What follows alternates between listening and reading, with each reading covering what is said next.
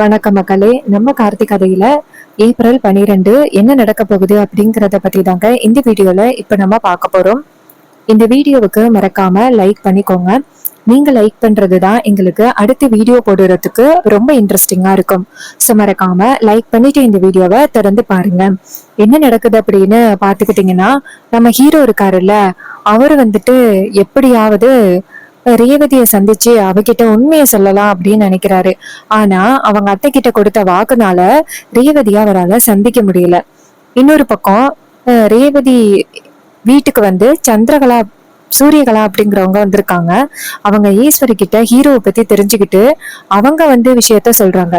அவனும் எனக்கு எதிரிதான், ரொம்ப வருஷத்துக்கு முன்னாடி எனக்கு ரொம்ப பெரிய ஒரு அநியாயத்தை பண்ணியிருக்கான். சோ அவனை பழி வாங்குறதுக்கு எனக்கு ஒரு நல்ல வாய்ப்பு அப்படின்னு சொல்லி பேசுறாங்க. அப்புறம் ஈஸ்வரி வீட்டுல உள்ள எல்லாருமே கூப்பிடுறாங்க. எல்லாரும் அந்த இடத்துக்கு வராங்க. அவங்க எல்லாரும் வந்ததோட ஈஸ்வரி சொல்றாங்க, எல்லாரும் நல்லா காதுல வாங்கிக்கிடுங்க. சூரியகலா இருக்கால, அவளோட அண்ணனுக்கு வந்து என் பொண்ணு ரேவதிய கல்யாணம் பண்ணி கொடுக்கலாம் அப்படின்னு முடிவு பண்ணிருக்கேன். இதை கேட்டதும் ராஜா ஷாக் ஆகி ஈஸ்வரிய பார்த்து, இங்க பாரு, நீ எடுக்கிற முடிவு ரொம்ப தப்பு. எதுக்காக இப்படிப்பட்ட ஒரு முடிவு எடுக்கிற? கண்டிப்பா வந்துட்டு ரேவதிக்கு இது பிடிக்காது. அதுக்கு ஈஸ்வரி சொல்றாங்க, இங்க பாருங்க, என் பொண்ணு என் பேச்சதான் கேட்பா. அவளுக்கு சரியான ஒரு வரன் அமைச்சு கொடுக்க வேண்டியது என்னோட பொறுப்பு. அப்போ ராஜா சொல்றாரு, இங்க பாரு, அவளுக்கு ஏற்கனவே கல்யாணம் ஆகிட்டு, அது தெரியும்ல உனக்கு. தெரிஞ்சும் இந்த மாதிரி பண்றது ரொம்ப தப்பு. ஈஸ்வரி சொல்றாங்க, இங்க பாருங்க, அவன் என்கிட்ட போய் சொல்லி வீட்டுக்குள்ள வந்து என்னை ஏமாத்திட்டான். சோ அந்த கல்யாணம் செல்லுபடி ஆகுது. இன்னும் கொஞ்ச நாள்ல ரேவதிக்கும் அவனுக்கும் விவாகரத்து நடக்க போகுது.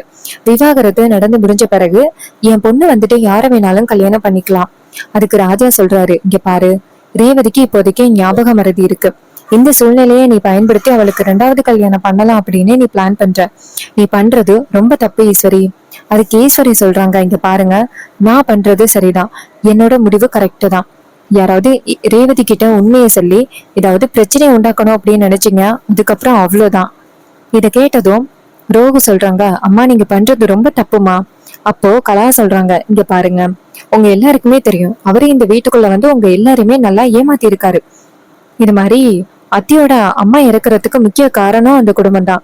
அப்படி இருக்கையில நீங்க எதுக்கு அவரை வந்து மன்னிச்சு ஏத்துக்கிறீங்க? இங்க பாருங்க, என் அண்ணன் ரொம்ப நல்லவரு. ரேவதிய ரொம்ப நல்லபடியா பாத்துப்பாரு. ரேவதிக்கு எந்தவித பிரச்சனையும் கொடுக்க மாட்டாரு. என் அண்ணன் கண்டிப்பா ரேவதியா பத்திரமா பாத்துப்பாரு அப்படின்ட்டு. அதுக்கு ராஜா சொல்றாரு, இங்க பாருமா, நீ யாரு அப்படிங்கறது எங்களுக்கு தெரியாது. ஆனா நீ தேவையில்லாம பிரச்சனை உண்டாக்கிட்டு இருக்க. ரேவதி எந்த அளவுக்கு மாப்பிள்ளைய காதலிச்சா அப்படின்னு எங்க எல்லாருக்குமே தெரியும். இப்போதைக்கு அவளுக்கு கொஞ்சம் ஞாபக மறதி வந்திருக்கு. ஸோ அந்த ஞாபக மறதி தான், அதை பயன்படுத்தி தான் ஈஸ்வரி உன் அண்ணனுக்கு வந்துட்டு ரேவதிய கல்யாணம் பண்ணி வைக்கலாம் அப்படின்னு சொல்றா. ஒருவேளை ரேவதிக்கு பழைய ஞாபகங்கள் வந்துருச்சு அப்படின்னா கண்டிப்பா உன் அண்ணன் கூட வாழ்றதுக்கு வாய்ப்பே இல்லை. நீ தேவையில்லாம ஈஸ்வரியோட பேச்சு கேட்டுக்கிட்டு இப்படி பண்ற. இந்த கல்யாணம் கண்டிப்பா நடக்காது. தேவையில்லாம உன் அண்ணனை ரேவதிக்கு கல்யாணம் பண்ணி வைக்கலாம் அப்படின்னு தப்பான முடிவு எடுக்காம கிளம்பு. இதை கேட்டதும் வில்லி சொல்றாங்க, இங்க பாருங்க, நான் வந்துட்டு சரியான முடிவு தான் எடுத்திருக்கேன். ரேவதிக்கு பழைய ஞாபகங்கள் மறந்துட்டு இப்பதான் ஒரு புது வாழ்க்கையை ஆரம்பிக்க போறா. நீங்க யாரும் இதுல தலையிட வேணாம்.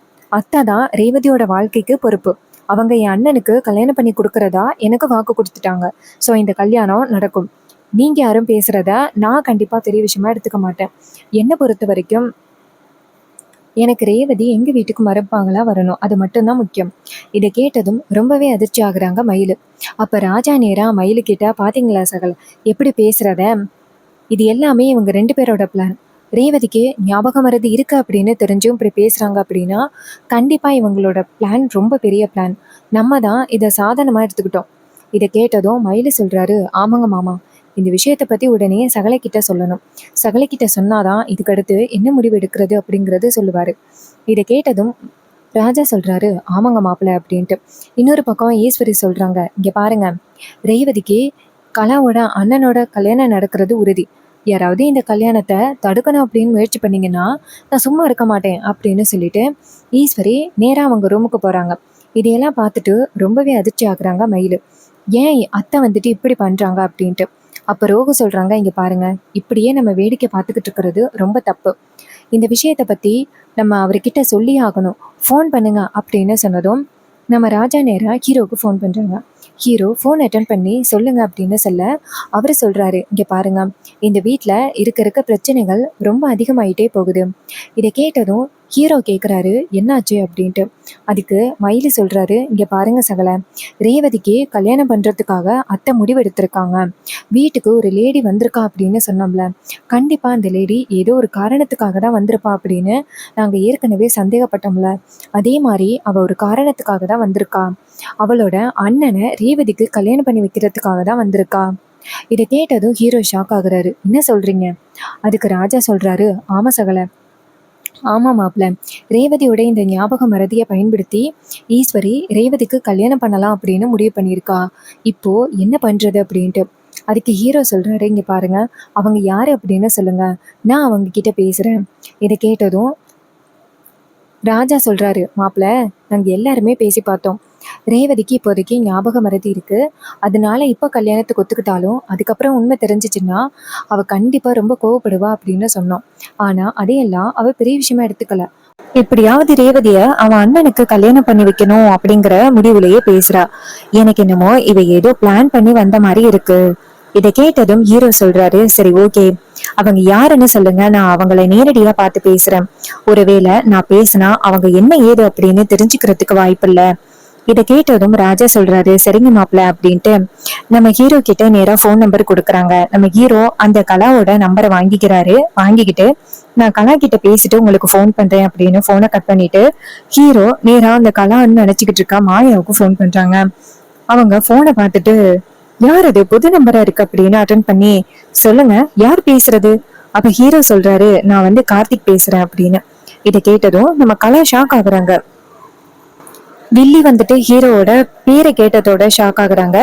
அப்ப வில்லி கேக்குறாங்க, கார்த்தியா அப்படின்ட்டு. அப்ப ஹீரோ சொல்றாரு, ஆமா நான் கார்த்தி பேசுறேன், ரேவதிய வந்து கல்யாணம் பண்ணனா அப்படின்ட்டு.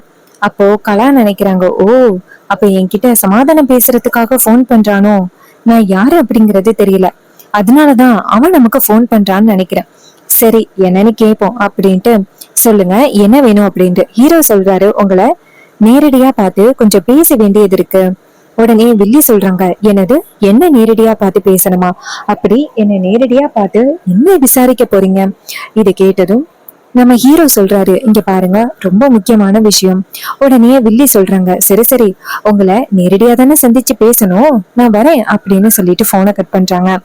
அப்போ நம்ம ஹீரோ என்ன பண்றாருன்னா, சரி அவங்கள நேரடியா பார்த்து என்ன ஏது அப்படின்னு பேசுவோம் அப்படின்னு சொல்லிட்டு நேரா வந்து அந்த வில்லிய பாக்குறதுக்காக வராங்க.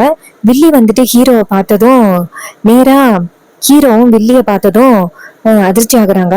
அப்ப வில்லிய நேரா ஹீரோவை பார்த்துட்டு, என்னை பார்த்ததோட கண்டிப்பா நீ ரொம்ப ஷாக் ஆயிருப்ப அப்படின்னு எனக்கு தெரியும். ஹீரோ கேக்குறாரு, நீ இங்க என்ன பண்ற? வில்லி சொல்றாங்க, நான் தான் அந்த கலா, அத்தை வீட்டுக்கு வந்திருக்கேன், அவங்க எனக்கு அத்தை முறை. என்ன ஒரு கோ இன்சிடென்ஸ் பத்தியா? டக்குன்னு அந்த கடவுள் நம்ம ரெண்டு பேருமே மறுபடியும் சந்திக்க வைக்கிறாரு. போன வாட்டி தீபாவை காலி பண்ண, ஆனா இந்த வாட்டி நான் தீபாவை காலி பண்ண போறது கிடையாது. அதுக்கப்புறமா ரேவதிய வந்துட்டு என் அண்ணனுக்கு கல்யாணம் பண்ணி வச்சு உன்னையும் ரேவதியும் பிரிக்க போறேன். நீ வந்துட்டு தீபாவை இவ்வளவு சீக்கிரம் மறப்ப அப்படின்னு எதிர்பார்க்கலையே. ஹீரோ சொல்றாரு, இங்க பாரு, உன்னால தீபா ரேவதிக்கு ஏதாவது ஆபத்து வந்துச்சு, கண்டிப்பா நான் உன்னை சும்மா விட மாட்டேன். இதை கேட்டதும் வில்லி சொல்றாங்க, இன்னும் என் மேல உனக்கு பயம் இருக்குல்ல, பயம் இருந்தும் நீ இப்படி பேசுற? இங்க பாரு, என்னை கூப்பிட்டு சமாதானப்படுத்தலாம் அப்படின்னு நினைச்சியா? பட் நீ நினைக்கிறது நடக்க போறதே கிடையாது. நான் ரேவதியை என் அண்ணனுக்கு கல்யாணம் பண்ணி வச்சு உன்னை ரேவதி கிட்ட இருந்து பிரிக்க போற. இதை கேட்டதும் நம்ம ஹீரோ ஷாக் ஆகுறாரு. இவ கண்டிப்பா என்னைக்குமே திறந்துருவலே கிடையாது. நம்ம என்ன பண்றது அப்படின்னு ஹீரோவுக்கு ரொம்ப குழப்பமா இருக்கு. அப்ப வில்லி சொல்றாங்க, என்னை கூப்பிட்டு சமாதானப்படுத்தலாம் அப்படின்னு நினைச்சிருப்ப, என்னை பார்த்த செகண்டே கண்டிப்பா நான் உன்னதான் பழிவாங்க வந்திருக்கேன் அப்படின்னு நீ தெரிஞ்சிருப்ப. அப்ப ஹீரோ சொல்றாரு, ஆமா நல்லாவே தெரியுது. உடனே வில்லி சொல்றாங்க, சரி சரி, இதுக்கப்புறம் ரேவதிய வந்துட்டு அவ கூட சேர்ந்து வாழலாம் அப்படின்னு நீ நினைக்காத, ஏன் அண்ணனுக்கு அவளை கல்யாணம் பண்ணி வைக்க போறேன். இதை கேட்டதும் நம்ம ஹீரோ சொல்றாரு, இங்க பாரு, நீ நினைக்கிறது கண்டிப்பா நடக்க போறது இல்ல அப்படின்ட்டு. இதை கேட்டதும் வில்லி சொல்றாங்க, அப்படியா, அதையும் பார்க்கலாம் அப்படின்ட்டு. இன்னொரு பக்கம் நம்ம ஹீரோ என்ன பண்றாருன்னா, ரேவதிய இந்த ஆபத்துல இருந்து எப்படியாவது காப்பாத்தணும் அப்படின்னு நினைக்கிறாரு. அப்போ வில்லி நேரா வீட்டுக்கு போறாங்க. நம்ம ஹீரோ என்ன பண்றாருன்னா, இந்த விஷயத்த பத்தி நம்ம அத்தை கிட்ட எப்படியாவது சொல்லணும், அட்லீஸ்ட் சரவணனை கூட்டிட்டு வந்துட்டு அத்தை கிட்ட உண்மை நிரூபிக்கணும் அப்படின்னு நினைக்கிறாரு. உடனே என்ன பண்றாருன்னா, நேரா சரவணனுக்கு போன் பண்றாங்க. சரவணன் வந்துட்டு போனை அட்டன் பண்ணி, சொல்லு நண்பா. ஹீரோ சொல்றாரு, இது மாதிரி அன்னைக்கு ஒரு பெரிய விஷயம் நடந்துச்சுல்ல, இது அந்த மாயா அவ வந்து இறந்துட்டா அப்படின்னு தானே நம்ம எல்லாருமே நினைச்சுக்கிட்டு இருக்கோம். ஆனா அவ இறக்கல. அவ சூரியகலா அப்படிங்கிற பேர்ல இன்னும் சுத்திக்கிட்டு இருக்கா. இதை கேட்டதும் சரவணன் ஷாக் ஆகுறாரு. என்ன சொல்றீங்க அப்படின்னு. அப்ப ஹீரோ நடந்தது எல்லாத்தையுமே சொல்றாரு. இதையெல்லாம் கேட்டதும் ரொம்பவே அதிர்ச்சி ஆகுறாங்க சரவணன். என்ன நண்பா இவ்வளவு பெரிய விஷயத்த சொல்லியிருக்க, இப்படிப்பட்ட ஒரு விஷயம்லாம் நடக்கும் அப்படின்னு நான் கொஞ்சம் கூட எதிர்பார்க்கவே இல்லை அப்படின்ட்டு. அப்ப ஹீரோ சொல்றாரு, எப்படியாவது ரேவதிய அந்த ஆபத்துல இருந்து காப்பாத்தணும், அதுக்கு அத்தை கிட்ட போயிட்டு உண்மையை சொல்லணும், நீங்க வந்து உண்மையை சொல்றீங்களா அப்படின்னு சொல்ல, அவரே சொல்றாரு, சரி நண்பா, கண்டிப்பா வந்துட்டு நான் உண்மையை சொல்றேன் அப்படின்ட்டு. அப்புறமா நேரா வீட்டுக்கு வராங்க. ஹீரோ வந்துட்டு வரதை பார்த்துட்டு ஈஸ்வரி ஹீரோவை தடுக்கிறாங்க. ஏய் அங்கேயே நில்லு, உன்னதான் இந்த வீட்டு பக்கமே வரக்கூடாது அப்படின்னு சொல்லியிருக்கேன், அப்படி எப்படி வர. ஹீரோ சொல்றாரு, இங்க பாருங்க அத்தை, நான் ரொம்ப முக்கியமான ஒரு உண்மையை சொல்றதுக்காக வந்திருக்கேன். இதை கேட்டதும் ஈஸ்வரி சொல்றாங்க, நீ என்ன உண்மை சொன்னாலும் அதை கேட்கறதுக்கு நான் தயாரா இல்லை. இதை கேட்டதும் நம்ம ஹீரோ சொல்றாரு, இங்க பாருங்க அத்தை, உங்க வீட்டுக்கு வந்திருக்கிற சூரியகலா அவ நல்லவளே கிடையாது. அவ அவ்வளவு பெரிய தப்பு பண்ணியிருக்கா. தயவு செஞ்சு நீங்க அவளை வீட்டுக்குள்ள அனுமதிக்காதீங்க. அவ கண்டிப்பா இந்த குடும்பத்தை ஏதாவது பண்ணிடுவா. அதுக்கு ஈஸ்வரி சொல்றாங்க, இங்க பாரு, தேவையில்லாம பேசாத, அவ என்னோட ரிலேஷன். அப்போ சரவணன் அந்த இடத்துக்கு வராரு. வந்துட்டு நேரா ஈஸ்வரிய பார்த்து, இங்க பாருங்க மேடம், நடந்த சம்பவம் எனக்கு நல்லாவே தெரியும். இவன் என்ன பண்ணா தெரியுமா, இவங்க அண்ணனுக்கு ஏற்கனவே கல்யாணம் ஆகிட்டு இருந்துச்சு. ஆனா இவ வந்து அவங்க அண்ணனை மைக்கே ரெண்டாம் தரமா கல்யாணம் பண்ணி வீட்டுக்குள்ள வந்து நிறைய பிரச்சனைகளை பண்ணா. அபிராமி மேடத்த மண்ணுக்குள்ள உதைச்சு வச்சு புதைச்சா. அதுக்கப்புறம் குடும்பத்துக்கு நிறைய பிரச்சனைகள் பண்ணியிருக்கான். இவரோட மனைவி இறந்ததுக்கும் முக்கிய காரணமே அவதான். இவ்வளவு பெரிய தவறுகள் பண்ண அவளை எப்படி மேடம் நீங்க வீட்டுக்குள்ள விட்டீங்க. இதை கேட்டதும் ஈஸ்வரி ஷாக் ஆகுறாங்க. என்ன இவ்வளவு பெரிய விஷயத்த சொல்றீங்க, இதெல்லாம் உண்மையா. அப்ப சரவணன் வந்துட்டு வீடியோஸ காமிக்கிறாங்க. அது பார்த்ததோட ரொம்பவே அதிர்ச்சி ஆகுறாங்க நம்ம ஈஸ்வரி. இவ்வளவு பெரிய விஷயம் நடந்திருக்கா, எனக்கு இதெல்லாம் தெரியவே தெரியாது அப்படின்னு. அப்ப வில்லி அந்த இடத்துக்கு வந்துட்டு, இங்க பாருங்க அத்தை, இவன் சொல்றது எல்லாமே பொய், என்னை எப்படியாவது வீட்டை விட்டு துரத்தணும் அப்படிங்கிறதுக்காக பேசுறான். அப்ப சரவணன் சொல்றாரு, இங்க பாருங்க மேடம், அதற்கான ஆதாரம் எல்லாமே என்கிட்ட பக்காவா இருக்கு அப்படின்னு சொல்லிட்டு நிறைய ஆதாரத்தை காமிக்கிறாங்க. அந்த ஆதாரம் பார்த்ததோட ஈஸ்வரிக்கு ரொம்ப அதிர்ச்சி ஆகுது. ஈஸ்வரி நேரா மாயாவை பார்த்து, நீ இப்படிப்பட்டவ அப்படிங்கிறது எனக்கு தெரியாது, அப்படி தெரிஞ்சிருந்துச்சு அப்படின்னா கண்டிப்பா நான் உன்னை வீட்டுக்குள்ளேயே அனுமதிச்சிருக்க மாட்டேன், நீ வீட்டை விட்டு வெளியில போயிரு அப்படின்னு சொன்னதும் மாயா ஷாக் ஆகுறாங்க. ஹீரோ நேரா மாயாவை பார்த்து, நான் அப்பவே சொன்னேன், நீ இந்த வீட்டுக்கு கண்டிப்பா வந்தியன்னா உன்னை வீட்டை விட்டு துரத்துவேன் அப்படின்னு சொன்னேன், அதே மாதிரி உன்னை வீட்டை விட்டு துரத்திடம் பத்தியா அப்படின்னு சொல்லிட்டு பேசுறாங்க நம்ம ஹீரோ. இதையெல்லாம் கேட்டதும் அந்த மாயா வந்துட்டு ஹீரோவை பார்த்து முறைக்கிறாங்க. எப்படியாவது நம்ம நினைச்ச மாதிரி நம்ம அண்ணனுக்கு ரேவதியை கல்யாணம் பண்ணி வைக்கலாம் அப்படின்னு பார்த்தா இவன் இடையில புகுந்து இப்படி ஒரு பிரச்சனையை பண்ணிட்டானே அப்படின்னு வில்லி ரொம்ப ஷாக் ஆகுறாங்க, கோவமும் படுறாங்க. அப்போ ஈஸ்வரி மாயாவை வீட்டை விட்டு அனுப்பிடுறாங்க. சோ இந்த கதை உங்களுக்கு பிடிச்சிருக்கா? இந்த கதை பிடிச்சிருந்துச்சுன்னா இந்த வீடியோவுக்கு மறக்காம லைக் பண்ணிக்கோங்க. நீங்க லைக் பண்றதுதான் எங்களுக்கு அடுத்த வீடியோ போடுறதுக்கு ரொம்ப இன்ட்ரெஸ்டிங்கா இருக்கும். சோ மறக்காம லைக் பண்ணிட்டு இந்த வீடியோவை திறந்து பாருங்க. அண்ட் நம்ம கிட்ட ஹேர் கிளிப்ஸ் அண்ட் அக்சசரிஸ் வந்துட்டு அவைலபிளா இருக்கு அப்படின்னு உங்களுக்கு தெரியும். எல்லாமே அஃபோர்டபுள் ரேட்ல இருக்கு. எப்படின்னா 5 ரூபீஸ்ல இருந்து 10 ரூபீஸ் வரைக்கும் நம்ம கிட்ட ஆஃபர் இருக்குங்க. இது ஒரு கிளியரன்ஸ் சேல். நம்ம கிளிப்ஸ் எல்லாத்தையுமே சேல் பண்றோம், அதனால எல்லாமே கம்மி பட்ஜெட்ல உங்களுக்கு கொடுக்குறோம். வேணும் அப்படின்னா சீக்கிரம் ஆர்டர் பிளேஸ் பண்ணிக்கோங்க. இதே மாதிரி வேற ஏதாவது ஒரு கதையில பார்ப்போம். தேங்க்யூ ஃபார் வாட்சிங்.